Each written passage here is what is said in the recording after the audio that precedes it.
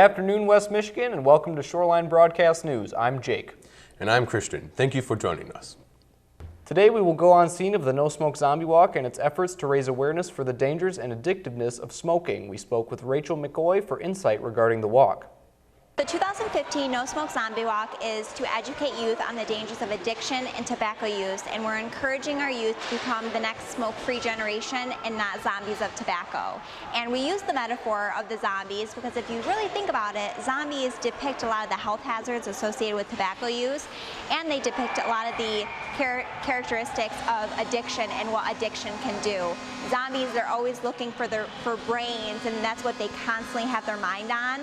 Well, same thing for addiction and tobacco. You are constantly used to looking to where you're going to get your next cigarette. We are really trying to target a lot of middle school and high schoolers because we are trying to target those two different age groups because that is typically where peer pressure sets in, and that is when we see a lot of youth starting to pick up their first cigarette. The No Smoke Zombie Walk sets a great example for relating the dangers of smoking with the youth of today's generation. It not only raises awareness, but also provides a positive and enjoyable outlet to express the importance of staying away from tobacco. The Zombie Walk takes one step further than average warnings and PSAs by getting the youth involved in the movement. It is hoped that the walk can set a new precedent in not only Muskegon County, but in a more national scale.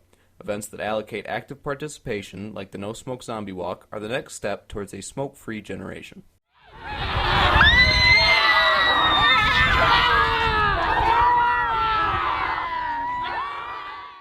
In recent years, the Mona Shore Sailors football team has seen unprecedented success, winning back-to-back OK Black conferences.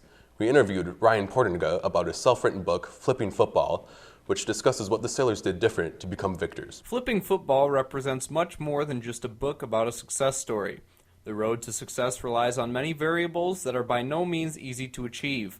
This complex formula is always changing and being tested from challenges and competitors, but when it comes to Sailor football, staying ahead of the game is just the beginning. Tell us a little bit about the book and why you decided to make it.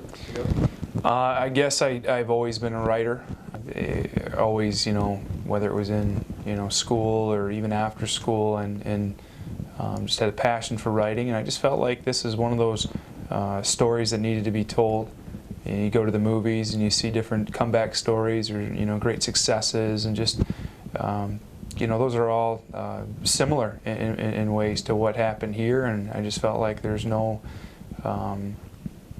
it was worth noting, and it was a great experience just to do it, to follow through with it, but more so as a gift to the kids and the coaching staff that made it happen. I really wanted to give them something tangible that they could have for the rest of their lives that documented the whole process. A lot of things that had to take place to make it happen. A lot of goofy things. It really, the ball was literally in their hands to make it happen, and I'm proud of the kids who graduated last year as a part of Team 52, and obviously this year's seniors who were juniors last year, part of Team 53. It's just been a great transformation. Very proud of everybody involved, and everybody had a role, and that's the beauty of it, is that it wasn't just one or two people, it was an entire team that made this happen. That's all we have for now. This has been Shoreline Broadcast News.